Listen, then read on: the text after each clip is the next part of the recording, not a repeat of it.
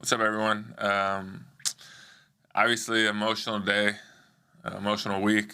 I'm gonna try not to cry in this one like last January when I thought it was my last one. But what a journey it's been. What an amazing journey. What an amazing 8+ years, 9 years here. Um, Obviously, I'm extremely excited to be going to the Arizona Cardinals, play with a team that is rolling right now, and just be able to add my skill set to that team. Ecstatic about that situation, and just looking forward to being going into that building and showing the type of player I am, the work ethic I am, with no expectation. Just want to win football games. But this is obviously a time of reflection. This amazing 9 years here, and one of the things that kind of irked me the past couple days is when this was coming about and people started to know about it. They're like, well, you're going home, you're going back to California, Julie's home, and this is home. Philadelphia's home. And that was tough, just to kind of articulate that to people, that I love this place. I've said it all along. And it's a great opportunity to be here, and I loved it here. I did the best I could every day, and I can leave knowing that. And this isn't going to be the last you'll see of me here in the city. Our foundation is still going to roll here. This is where we want to make an impact. We're doing an amazing project called the House of Hope right in Hunting Park.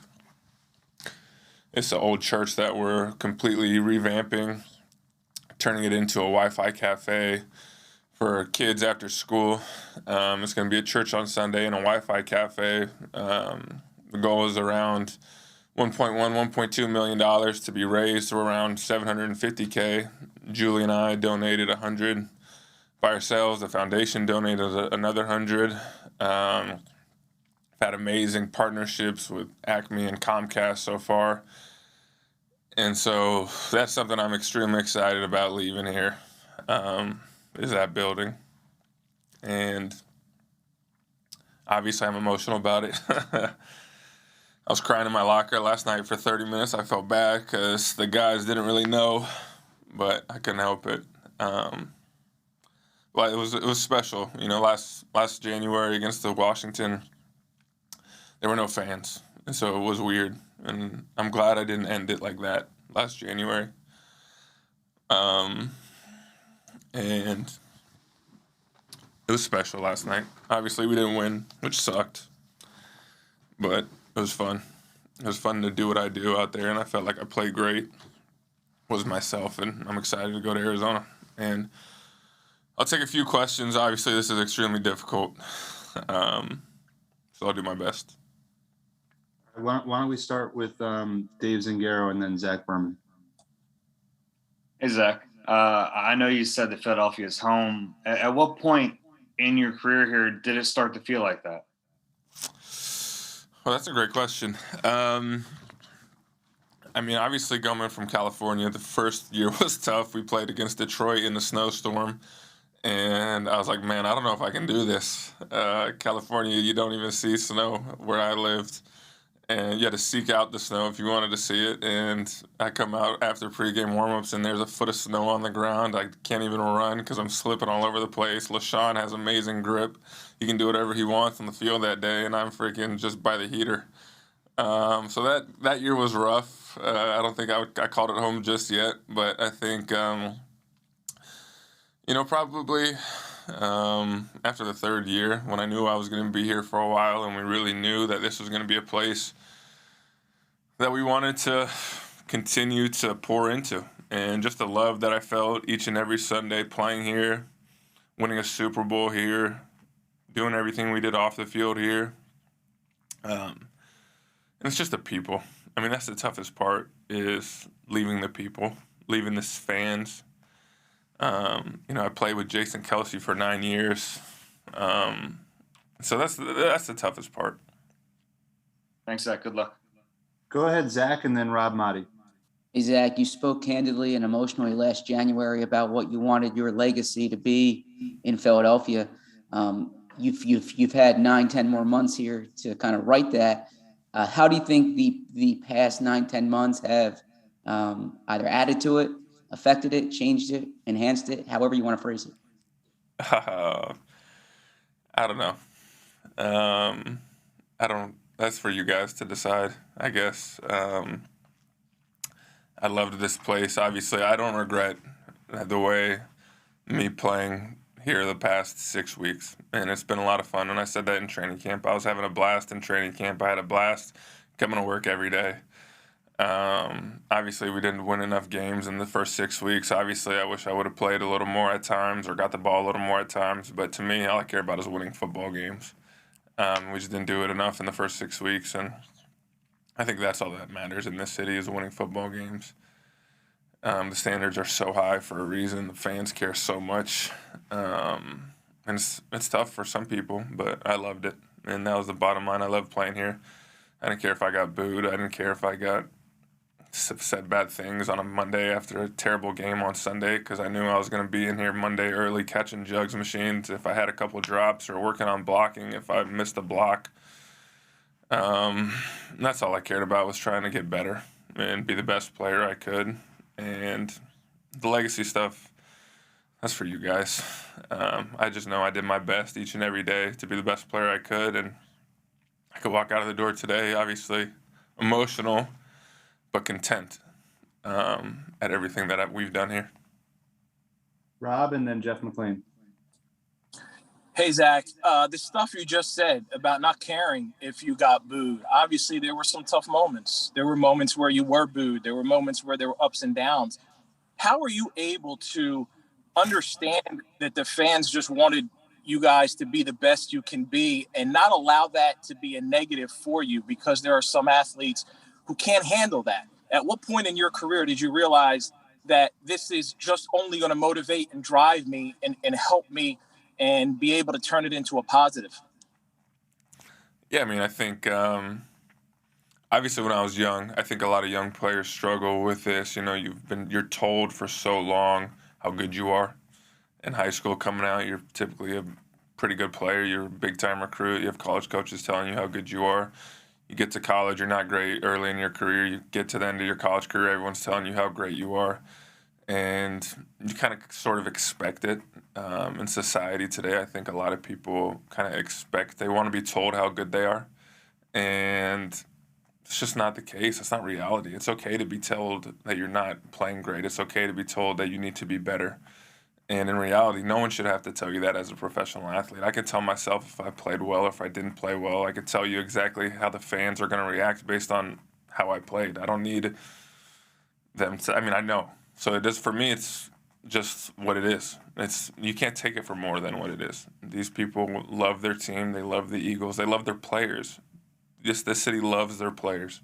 And they want to see us succeed as much, if not more, than we want to succeed. And so for me, it's what I loved about this place. People were honest. People, they're blunt. They don't care about you apologizing on a game on social media if you played poorly. They want you to see you put in the work Monday through Saturday to get better for Sunday. And for me, I think that's what I love. That's why I think I resonated in this city. It's because all I knew was how to work hard. And that's why I love this place. We have time for a couple more, so we'll go to Jeff, Ruben, and then Mike K. Zach, thanks for doing this. I just have a few questions. One, so if Dallas hadn't gone on the COVID list, do you think the trade would have gone off then? It seems odd that a trade was pretty much agreed upon and they still had you play. I cannot answer that what if, Jeff. The fact of the matter is he was on COVID, and I mean, being able to play my last game at home was special. And I don't know if it was a salary cap thing or whatever it is. The fact of the matter is I enjoyed my last game last night, knowing that I was going to not be here. And I didn't really talk to anyone about it during the week. I talked to my family or Julie about it, talked to my agent about it, and I just wanted to focus on the task at hand, which was trying to win a football game. And for me, that's all I've tried to do in my career. And so I wasn't going to let something that was in the future affect my preparation for the week. So I can talk about what would have happened if Dallas wasn't on COVID. Okay, and then real quick, so the compensation, according to reports, is pretty much what it would have been had something been done before the season. So I'm trying to understand, why the move wasn't made then, and what was the explanation you received, and what was your opinion of that? I mean, I couldn't control. I tried to articulate in the offseason how I felt about everything, and I'm not the one pulling the trades. And I'm employee number 86. I don't know. Hopefully it takes a little while for them to get another one in here. But I just do the best I can. And I don't know what happened. I don't regret anything about this offseason. I didn't say anything. I just tried to get healthy and be the best that I could. And I think playing last night, I think if you go back and watch everything, watch the game, not just the catches, but I think I showed exactly who I am as a player again last night. And so I'm excited. I don't regret anything that happened. I don't regret that it didn't happen before the season, because this is a much better way to go out than January 3rd of last year. And at the end of the day, yeah, we're 11 catches away from the record. But if you told me coming into the league that I would be second all-time possibly in this great organization's history, that would have been an unbelievable achievement in my eyes. And who knows, maybe I'll come back and get 12 catches and Harold can go to number 2. But I'll let him have it for a few more years, I guess, maybe forever. But it's been fun. Let's wrap it up with Ruben and Mike. Hey, Zach. Howie mentioned that he called you an Eagles Hall of Famer. Mentioned that you saw Runyon and Trey went in yesterday. You know how much the Eagles Hall of Fame means. What does it mean to you that obviously it won't be official for a little while, but he basically said that you'll be in the Eagles Hall of Fame one day. What does that mean? Yeah, it's an honor. I mean, this organization stands for so much, not only as players, but I feel like really in this community. It's a representation of the blue-collar work ethic that this city represents, and it will be an honor one day to have that opportunity. Obviously, I think it just is a reflection of just the way I approached things. I don't think it's necessarily, obviously the results were there on Sundays, but I don't think you show up 16 times a game and go into the Eagles Hall of Fame. You got to show up each and every day. I love to practice. I still love to practice. And I was talking to a player who's probably at the end, and I asked him the other day, I said, why do you want to go one more year? And he just said, I just don't want to end how it ended last season or whatever. Then he asked me why you keep playing. I said, because I love the process. I love the process of going to work on a Wednesday morning. I love the process of going to training camp practice on a Thursday when I don't feel like practicing. When my body's telling me, you really can't practice today. But mentally, just preparing myself when things are going poorly, because I know they are going to go poorly at some point in the season, to tell my mind, to tell my body, hey, it's time to go. And so I love the process. I love this game. And I think that's what a Philadelphia Eagle is all about, is showing up all the time, doing your best, living with the results, and then improving from there. And obviously, my goal is to be in the Hall of Fame, and hopefully this move to Arizona will continue to help me on that. But it truly is an honor to do that, and I can't wait to come back and celebrate that one day with all you guys. Thank you. Good luck. Go ahead, Mike. We lost him. Oh, hey, welcome back. Zach, can you hear me? Yep. Thanks for doing this. I know you said that the wins are what matters to you, but you knew going into this game you probably weren't going to be back. What did capping this run with that final touchdown in front of this crowd mean to you in that moment, knowing that this was probably the last time? And did you keep the ball? It was awesome. I think I spiked the ball so hard I think it disappeared. I just tried. It was surreal. I mean, I wanted to win the game, obviously, but catching a touchdown on the first drive was fun. It kind of just allowed me to play free the rest of the game and not really worry about anything else but trying to win the football game, which is what I always have done. But it was awesome to do that. I mean, I think this team's got a lot of young talent. There's a lot of good young players to build around. And I'm excited. I'm going to be the biggest fan from afar, obviously. Always going to be cheering for these guys. I think I've developed so many good relationships over the years. Even these young guys that are just coming into the league, I feel like I've truly gotten to know them and connected with them this year. It's been a lot of fun. And so I'm going to be rooting from afar. Obviously, the foundation is going to keep doing what they're doing. You guys can go to ErtzFamilyFoundation.org to check out some more information on the House of Hope. We're partnering with a lot of great people. It's going to be an amazing, amazing project for our city. Obviously, there's an epidemic of gun violence right now in the city, and we want to provide a safe space for these kids, give them a place to go to do their homework, get some food, feed them, give them some guidance. We're partnering with Tim Mateo organization run by Pastor Rob Whitmire. And so just because I'm not physically here doesn't mean I'm not going to be here continually. And I'm so excited to join the Cardinals. They're 5-0. Got a big game against the Browns on Sunday. I'm looking forward to playing with Kyler and DeAndre Hopkins and AJ Green, and Jordan Hicks has been recruiting me all week, so it's going to be good to see him. And I'll tell him you guys all say hello. Don't worry. But I truly love it here. I truly appreciate all you guys.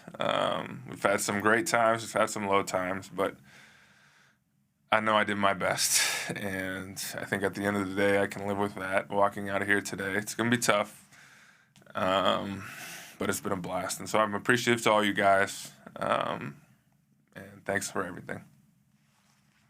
Thank you, Zach. Thanks, everybody.